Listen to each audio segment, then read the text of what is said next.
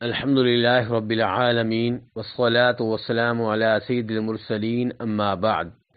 ایک بھائی سوال کرتے ہیں کہ کسی بھائی کی عادت بن چکی تھی کہ وہ بار بار گندے کلپ دیکھا کرتے تھے۔ انہوں نے توبہ کرنے کی بہت کوشش کی لیکن انہیں کامیابی نہیں مل رہی تھی، چنانچہ انہوں نے یہ کہہ دیا کہ اگر آئندہ میں نے کوئی ایسا کلپ دیکھا تو میری بیوی کو طلاق ہو۔ مقصد ان کا یہ تھا کہ جب وہ یہ الفاظ استعمال کر چکے ہوں گے تو اس کے بعد وہ کلپ کے قریب نہیں جائیں گے تاکہ ان کی بیگم کو طلاق نہ ہو جائے۔ سوال یہ پیدا ہوتا ہے کہ اگر اس کے بعد بھی وہ کوئی ایسا کلپ دیکھیں تو ان کا کیا حکم ہوگا؟ کیا طلاق ہو جائے گی؟ تو گزارش یہ ہے کہ عام طور پہ علماء کرام کا یہی موقف ہے کہ اس شکل میں اگر کوئی وہ کام کرے جس کام کے بارے میں کہا تھا کہ میں نے یہ کام کیا تو طلاق ہو جائے گی، تو پھر طلاق ہو جائے گی۔ لیکن امام ابن تیمیہ، امام ابن قیم اور ان کے علاوہ دیگر کئی ائمہ کرام یہ سمجھتے ہیں کہ یہاں پہ اصل مقصد طلاق نہیں ہے۔ جب کوئی یہ کہتا ہے کہ اگر میں نے یہ کام کیا تو میری بیوی کو طلاق، یا اگر میں نے یہ کام نہ کیا تو میری بیوی کو طلاق، یا کوئی اپنی بیگم سے کہتا ہے کہ اگر تو نے یہ کام کیا تو تجھے طلاق، یا اگر یہ کام تو نے نہ کیا تو تجھے طلاق، تو اس کی نیت کی طرف دیکھا جائے گا۔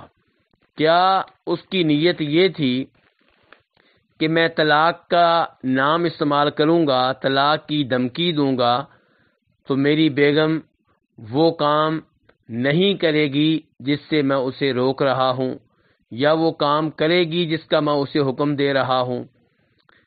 تو اگر اس کا مقصد روکنا تھا، دھمکی دینا تھا، طلاق دینا نہیں تھا تو پھر طلاق نہیں ہوگی۔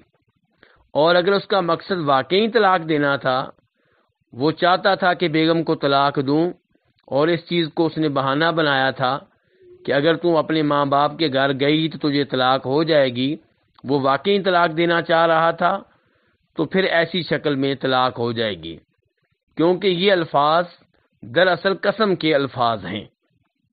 یہ ہے امام ابن تیمیہ، امام ابن قیم کا موقف، اور یہی موقف سعودی عرب کے بہت سے علماء کرام کا ہے۔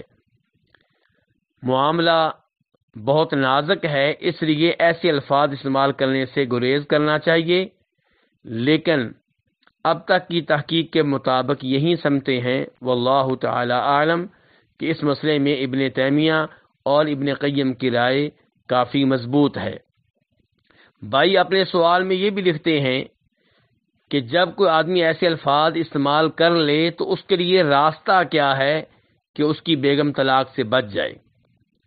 تو اس بارے میں گزارش یہ ہے کہ عام طور پہ علماء کرام کا یہ موقف ہے کہ جس نے ایسے الفاظ استعمال کر دیے کہ میں نے یہ کام کیا تو میری بیوی کو طلاق، یا میری بیگم نے یہ کام کیا تو اسے طلاق، تو اس کے لیے واپسی کا کوئی راستہ نہیں ہے۔ جب بھی وہ کام ہو جائے گا جس پہ طلاق کا کہا تھا تو طلاق واقع ہو جائے گی۔ لیکن کچھ علماء کرام کا یہ موقف ہے کہ اس نے یہ الفاظ کہے اور اس کو حق حاصل ہے کہ الفاظ واپس لے لے۔ ایسی طلاق کو طلاق معلق کہا جاتا ہے، یعنی کہ وہ طلاق جس کو کسی شرط کے ساتھ مرتبط کر دیا گیا ہے۔ تو اگر کوئی آدمی طلاق معلق کو خلاف ورزی ہونے سے پہلے واپس لینا چاہے تو لے سکتا ہے، اس میں کوئی حرج نہیں ہے، واللہ تعالی اعلم۔